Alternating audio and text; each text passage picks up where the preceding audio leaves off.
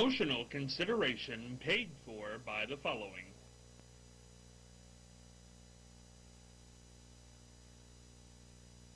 The Ohio Neck and Back Pain Relief Center, Scott M. Gray, D.C., across from the Marion Center between TSC and Kroger. For further information, dial 740-386-6580. Also located on the net at goodbackbadback.com.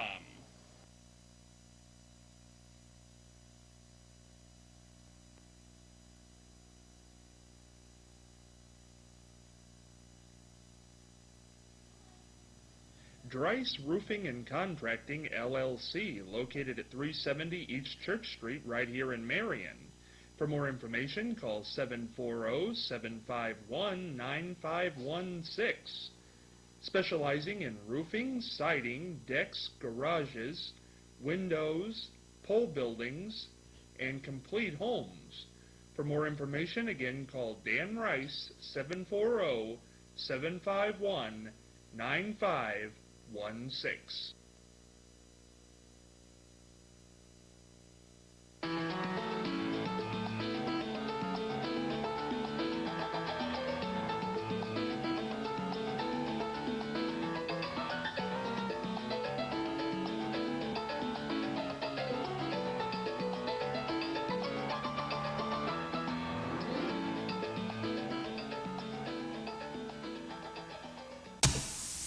Scott Spears along with you on the Monday edition of The Exchange, and boy, if you only knew what went on while the theme song was playing. We can't say it on the air, we don't want to get thrown off, but George Casotis is here already letting them rip in the studio. Joined today, we have got a great group here today. You want to talk about Marion luminaries? We've got them this week. Sitting next to me, we've got a great politician from the Marion area, former politician, Norma Jacob. Sitting next to her, my pal, Exchange cohort, legendary broadcaster, Charlie Evers. Next to Charlie, we've got the wonderful Marianne Michaels, TV legend in the Columbus area. Restaurateur, there's never been one like George Casotis, looking good today in his tuxedo. And next to George, we've got the queen herself, the queen of dance, 2011 Popcorn Festival Grand Marshal, Martha Douse-Manesi. This is a group, and we are going to have fun today. And we're going to kick it off with my pal, Charlie Evers, with fascinating facts. Go ahead, Charlie. Well, one of the facts is that you can see us on exchangemarion.com on the internet, if all of you have the internet. I keep running into people, I wouldn't have that if they threw it at me. But they said the same thing about microwave ovens years ago. Well, I wouldn't have one of those in my house. And now everyone has a microwave. And televisions. Oh, yeah. Oh, tell you. You would want TV, wouldn't you? Oh, yes, the times that have passed. But I wanted to mention, I was in Pennsylvania last week, and I saw the remnants of Hurricane Irene, both in watered down cornfields, down trees, and I was in a caravan of 50 utility trucks leaving the area and heading back to Minnesota, Indiana, and Illinois, of all places. At least 50 trucks, and there may have been more. But it's amazing what can be organized and sent out to take care of these emergencies like Hurricane Irene. And so I wanted to mention one other thing. I keep seeing a commercial. It's about the Senate Bill 5, and it has some firemen on it. And one of the firemen comes down holding the brass pole. Now, I was a fireman years ago. We never touched that brass pole with our hands. You wrapped your arm around it and your legs, and down you went. So I have a feeling the man who was sliding down the pole this way was not a fireman. Ah, an actor. That's my story for today. An actor. Yes. Well, as we do after we go to Charlie, we head on over to another pal of mine, Marianne Michaels. Words of wisdom. Marianne looking beautiful today. Scott, before I do my words of wisdom, I have to say I like the new arrangement of your Good, set. good. I think it looks very nice. My words of wisdom this week are all going to have to do with imagination. And the Australian writer David Maloff says this: All the things we achieve are things we have first of all imagined. I like that. I do too. I think that's probably right. I think we've all thought about things and then they come true. Now, joined this all week by George Casotis and Norma Jacobs. So I thought, of course, the people here on this panel are very acquainted with George and Norma. But if the audience isn't, let's give a little background here, and we'll start with Norma. Norma, you were kind of a pioneer for women in your day. Ran for public office. What year was that? 1956, I believe it was. 1956. Now, in 1956, why did you decide to run for public office? Well, there was just a lot of bickering going on in city council. They couldn't arrive at anything. It was worse than what's going on in Washington today. But, and I said that I was sick and tired of all the bickering, and I felt that I could probably keep everybody under control if a woman were on there. And somebody had asked me to run, and so I did, and the rest is history. I think I was the second woman that was ever on city council. There was a Barbara Norris that was on the city council. She ran a filling station up in the North End, and she was the very first one in the 30s. And then I was the second, and I was on for 6 years until I moved out of town when I had my baby, Dean Jacob, and my baby was more important than politics. Norma, when you ran for office, was it hard, being the second woman, was it harder for a woman, do you think? Well, I don't think so. I think the novelty was probably one of the things that helped to get me elected. I did go door to door, and I hit every house, every apartment in the 5th Ward. We talked about just a second ago the novelty of it might have helped you win, but do you remember who you ran against? Yes, I ran against Mr. Goodwin up on Edgefield Drive. He'd been on for several years, and since I was new and relatively new in Marion, I came here in 1947, and I ran in 56, and I said, now, when you go to the polls, don't remember Mr. Goodwin. They say you shouldn't mention your opponent. And I said, well, I've got to let you know who I'm running against. I'm running against Mr. Goodwin. Now, you don't remember Mr. Goodwin. You remember Norma Jacobs. I'll be the only woman that'll be on there. And I said, remember my name. And the response was just so good. I predicted that I would win that because so many people said, I will vote for you. I will vote for you. You know, Norma, it's kind of interesting. Back when that all happened in the 1950s, did this Mr. Goodwin, was he nice about campaigning against a woman? I never heard anything about it. No, I didn't hear it. No, I didn't hear anything at all. I only ask that. I interviewed Mary Ellen Withrow once, and she said there were a couple of elections when people were running against her where because she was a woman, she took quite a bit of flack in those days. You didn't have that back in the 50s. No. I'm glad to hear that. Also worked very hard on Governor Gilligan's campaign. Governor Gilligan, and then I was on Metzenbaum's campaign. Frank Bennett ran for Congress, and because I had never lost an election, he wanted me to have my name on his program that I was working for him, but I couldn't pull it through for Frank. Did you ever want to go back after you left City Council? When your son was born, once he was grown, did you ever want to go back? Well, I did all of my campaigning for Gilligan, Metzenbaum, and all the others after Dean was born. I would take Dean. Dean was 9 years old, and I was taking him to 9 and 10. I was taking him to the Democratic meetings because I was president of the Democratic Women's Club, and then later was president of the Democratic County Club. And I did all of that long after Dean was. I took him campaigning with me. George, you wanted to jump in there. Weren't you on Michael DeSalle's campaign? Yeah, oh, yes. You yes, you yes. were on his campaign. You were the I knew county it was somebody administrator for the Mike DeSalle campaign. Yes, and don't forget Mary Ellen Withrow ran in a primary against 7 men. Yeah, yeah. I was the one that went to Mary Ellen, asked her to run for clerk of courts. Oh, really? I have a nice letter from Mary Ellen Withrow. I was later appointed to the Ohio Parks and Recreation Advisory Council by Governor Gilligan. And somebody at Cedar Point, I'd been on for several years, and somebody wanted me to, they wanted my position, that I ran Cedar Point. And Mary Ellen happened to know that my appointment was up again, so she writes a letter to Governor Celeste and says, that if it hadn't been for Norma Jacob, I wouldn't be where I am today. How nice. And also, Norma, you're still very active in the Democratic Party here as far as volunteering at the polls and so forth. Yeah, I work at the polls.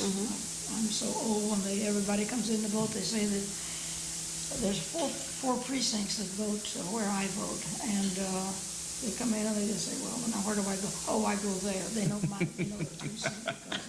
So if I die, they won't know where to go. So I'm trying to hang on. Hang on for us, Norma. Hang on. I remember mostly about Norma.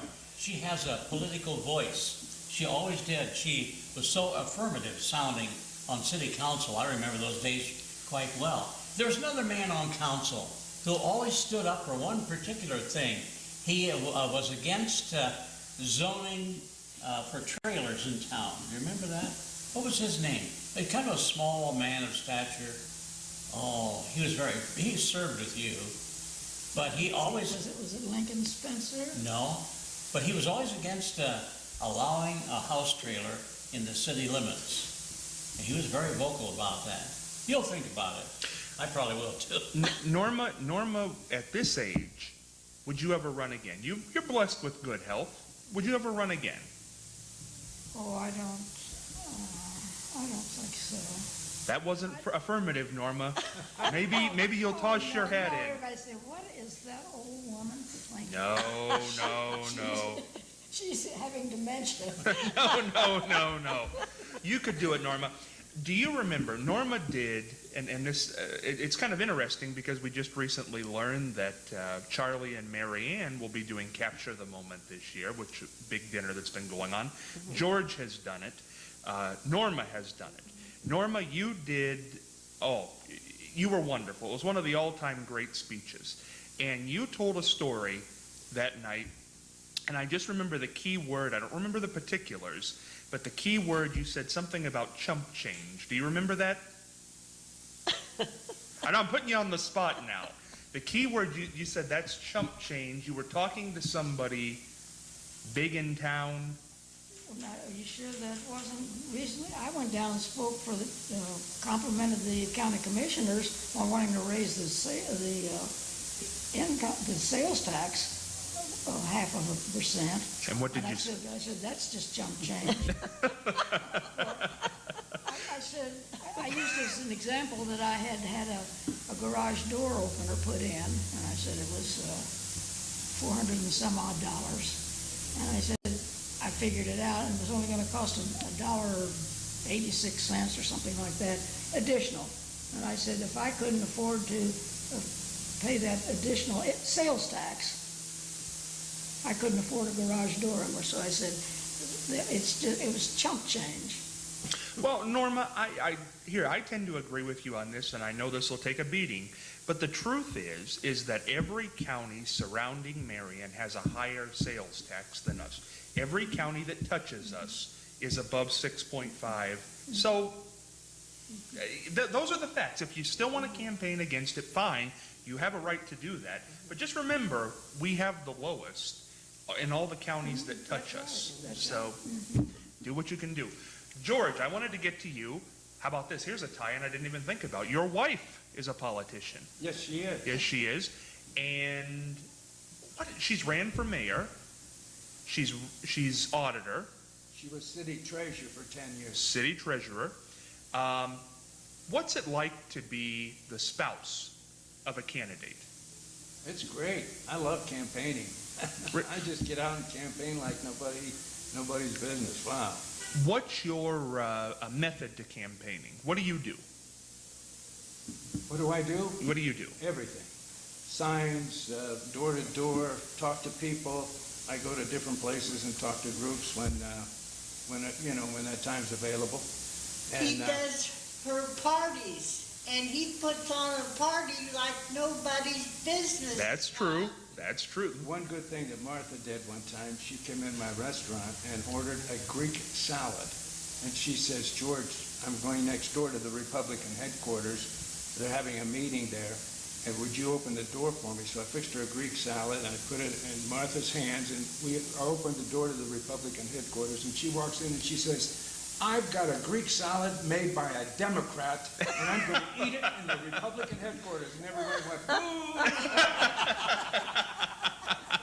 That was the funniest story. thing. That's a the good funniest story. thing we ever did, darling. I love you. That's a good story. Now, look at these two over here, Martha and George. Can you picture this? Go back about 70 years, maybe even a little longer. Oh, a little longer. Little Probably longer. Like 3 and 4, 5 years old. 3 We and used to play at the Dow's trailer. You ran our trailer place on South Prospect Street. Well, we had one Miss America from Marion, Ohio, Marilyn Meskey. These two, over 70 years ago, were peeking in her windows. No, her doorway. Her doorway. Watching Oh, her excuse dance. me, I about made it sound a little different. I will watch out. We're in the front porch looking in and watching her teach dancing. How'd you and Martha meet? I've never heard the story. Well, I lived on Pearl Street. She lived on Prospect. We're like back to back on Pearl Street and Prospect Street. Our houses were back to back at each other.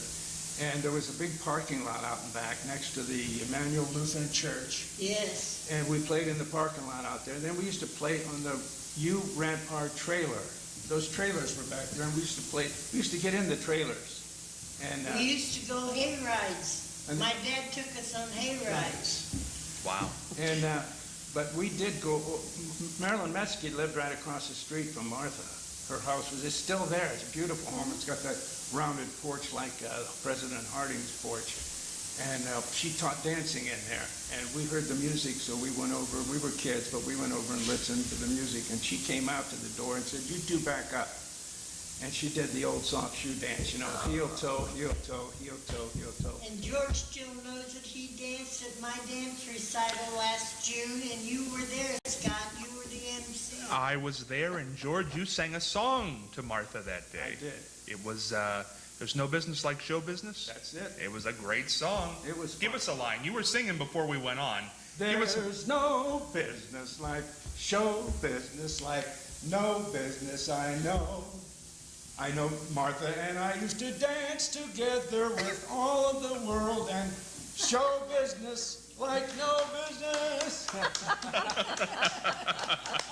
Oh, no, it's fun. Well, now, we've got so many tie-ins here. We're going to try to tie them together. Now, one of them is Norma Jacob lived across the way from Mary Ann Michaels when she came to town. Right, Norma?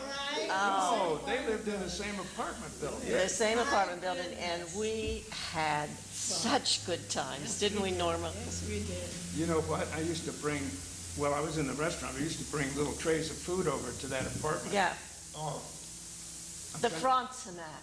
the Frontenac. Actually, it was the classiest apartment in Marion. It was. In fact, I think it was the only apartment house, wasn't it? I don't know. It seems Easy to be the classiest when you're the only. That's right. And I was the first one to raise a baby in that, I had the baby when we were, Well, and Lynn Van Riper and Bill Van Riper had their daughter. but The same time they lived there. They lived, they got Out of it, yeah, We- yeah. We lived there for about 16 or 18 months. And as a matter of fact, Ted came to the hospital with Jake when I had Jane, and to come home, I had a section, and I was in the hospital for several days. And so Ted went down with Jake to bring Dean home. Ted says, the first thing we have to do, he says, we got a diaper in this baby. You've got to take him home dry, And we had prepared a diaper bag, so forth, and I wasn't able to do anything but at that time. And anyhow, then Ted whips out that diaper and pins it on Dean, and helped us come home, and when we came home, Mary Ann had a coming home party for us. Oh, those We were go great back a- days we when go we back were a young. long way. Norma, what did you make knowing this girl then when she came to town, ending up on Channel 4 in Columbus and all these wonderful things? I was kidding. I said, I knew her when. I was just, well, Mary Ann was always real sharp and. Still is. Yeah, Still sure, is. sure. Still is. She was in the Follies all the time and sang and danced, and I was real proud to say that I knew her when. First came to town. And let me tell you, when I first knew Martha, we came to town, we were in the hearing aid business on South Prospect Street, 207 South Prospect. The Hudson Agency was next door, and next door to that was Martha Dowse's home. And I can remember that Joe would come in his convertible. Now, they were young. Well, I was young, too. I was 24 when we came to town. But I can remember Joe would pull up in front of the house, and he would go in and get Martha. I could sit there and watch the whole thing. And he would open the door for Martha, and Martha would get in, and he would run around the back of the car, and he would jump into the convertible. He never opened the door. He always jumped into Is it. that right? Jumped in. And then off they would go. And they were just kids. They were just kids. Joe's father bought him that car when he graduated in 48. Okay. It's a 48 Chevrolet convertible. He Joe- gave that to Joe, and you know what else my father-in-law did for me? Boy, Bought us our house on St. James for $10,000 for our wedding present. Oh, how nice. It's a And lot of. Norma Jacobs, I was a Republican, a Catholic, and I voted Democrat for you for every one of your elections, Well, my lady. Support. thank you. Support. Well, I loved you. you voted for the person rather than the party, which is what everybody should do. That's right, Mary Ann, I did. Joe's father was Natale, and in Italian, which means Christmas, so we always called him Chris Manesi. Chris Born Monet. on Well, Christmas Day. born on Christmas Day. So his name in Italian, Natale, means Christmas. That's it. Ah. Well, we're running out of time on Monday, but the whole group's staying for the rest of the week. We're going to get into, Charlie still does a radio show once a month with George in this area. There's a connection there. We're going to talk about that coming up, but we got to do a little bit of housekeeping before we get out of here on this Monday. We're going to do our quizzer question, and if you get the quizzer question right, here's how you do it. I'll refresh your memory.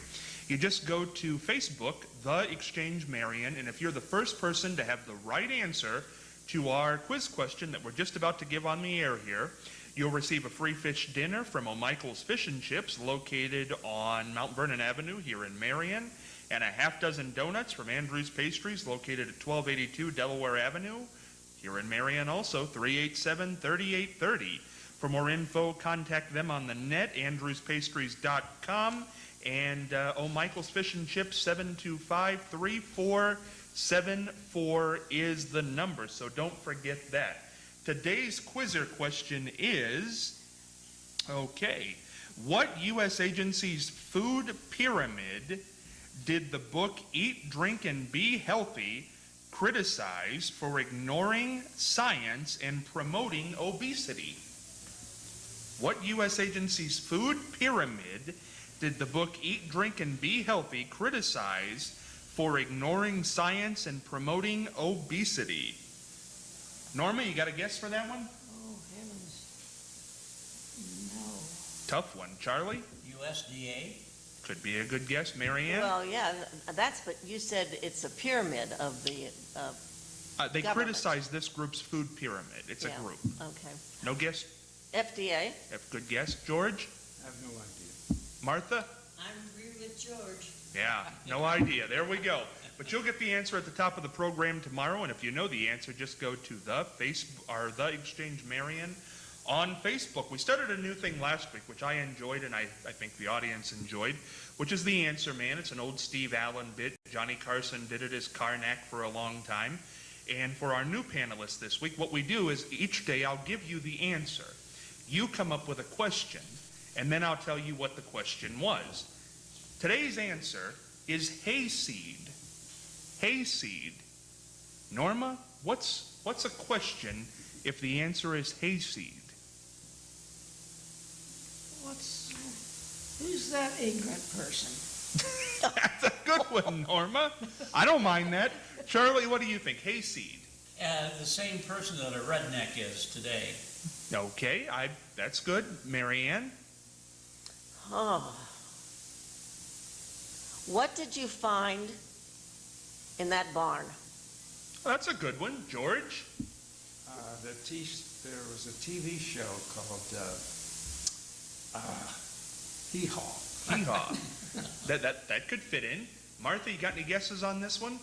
If you go on a hayride, you ought to take a hayseed. There you go. Just put it in the question. Let me give you the correct answer as we have it from the Locked in the Vaults here at the show. The answer is hayseed. The question, what was Jimmy Carter's nickname in high school? Wow. Oh, did you know that? That's just amazing. We've got so much going on here. We're going to be back tomorrow. More Answer Man, more with this group, more quiz questions. It's going to be fun. See you tomorrow.